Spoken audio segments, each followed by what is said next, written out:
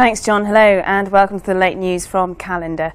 A young mother is tonight facing a lengthy jail sentence after her 2-year-old son died from a lethal overdose of the heroin substitute methadone. The toddler drank the contents of a bottle which had been prescribed to help his mother overcome her drug addiction. 23-year-old Rachel Hipkiss, seen here in the denim jacket, has pleaded guilty to the manslaughter of her 2-year-old son Ashley. She's a heroin addict and was smoking the drug with a friend at her home in the Hackenthorpe area of Sheffield last December when little Ashley drank a 40-millilitre bottle of methadone, which had been prescribed to his mother to help her kick her heroin habit. And it was that heroin habit that led to the father of her 2 children gaining custody for a while. But that decision was later reversed by the authorities, who decided Hipkiss was a fit mother. Now tonight, in a statement, Sheffield's Child Protection Committee say they offer their sympathies to Ashley's family and say they'll be carrying out a serious case review into the circumstances of his death. That will be made public in due course. As for Rachel Hipkiss, she'll be sentenced later this month. 2 3,000-ton ships have run aground after breaking free from their moorings due to the highest tides of the year.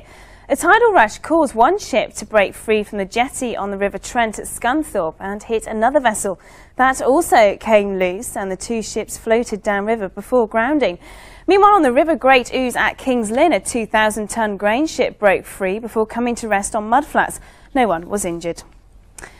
Jailed peer Jeffrey Archer has condemned conditions inside Lincoln Jail as appalling. Archer, who's serving a 4-year sentence for perjury, was moved to Lincoln from an open prison near Boston 10 days ago. Archer told his wife of conditions in Lincoln when she visited him there for the first time.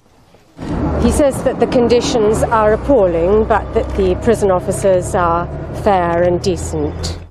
But one of the prison chaplains took a different view.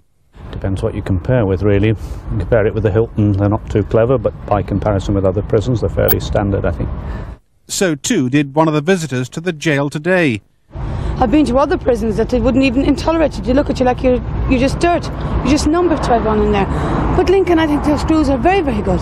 Archer's complaint came on the day a national newspaper began serialising his prison diaries. He's been criticised for publishing them while still a serving prisoner. Now Archer will eventually be moved back to an open prison, but days may be added to his sentence if he's found to have contravened prison regulations, and that in turn will cause more headaches for the prison service. More time inside means Archer will have more time to put pen to paper. A motorist has appeared in court charged with manslaughter after a car ploughed into a bus queue in Lincolnshire, killing 2 women. 78-year-old Vera Moss died after being struck outside a supermarket in Gainsborough. 84-year-old Ruth Harrison died later in hospital. A 3rd woman is critically ill. Richard Swain, who's 33 and from Rossington, was remanded in custody by Lincoln magistrates. He's charged with driving while unfit through drink or drugs, while disqualified and without insurance. A week after a retired solicitor was stabbed to death in a Leeds park, police returned to the scene to question passers-by.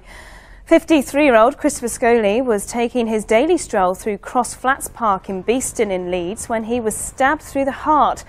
More than 20 police officers have been back at the park today and have questioned over 100 people to see if they saw or heard anything a week ago today. I do feel that the answer to this murder lies in the community of Beeston. They have been extremely supportive and cooperative, but I am confident that there is still additional information out there, and I would appeal for anybody that's got that information to contact the police, and it will be treated in the strictest of confidence. A maths teacher at a South Yorkshire school has been warned that he faces a substantial prison sentence for indecently assaulting 2 pupils. Brian Roberts was found guilty of 6 counts of indecent assault. His first victim, who was just 12, was assaulted at the school during the 1980s. Mr Roberts, who is 62 and from Rotherham, began assaulting the second victim in 1991. He'll be sentenced at the end of the month. The saga of whether Leeds United will move from Elland Road continued today when the club made a presentation to the City Council. They have 2 options, either to redevelop Elland Road or move to a new purpose-built stadium near the A1-M1 link road. For either plan to succeed, the council would have to approve retail development, which currently falls foul of government guidelines. Now, a remarkable woman from Leeds is celebrating becoming the first person with terminal cancer to take part in 3 major athletic events. Jane Tomlinson faced her latest challenge at the weekend when she took part in the Great North Run with her husband Mike. Earlier this year, she completed the London Marathon and the London Triathlon. She's now taking a break to start a course of chemotherapy, and she remains modest about her achievements. I'm here looking at things from this side of the fence, and I don't really see what other people see. I think I'm just me. It's just me here, and I haven't done anything. I don't think I've done anything particularly extraordinary. Well, I think most of us disagree with her. Well, that's all from Calendar for this evening. Now it's back to John for the rest of tonight's ITV News.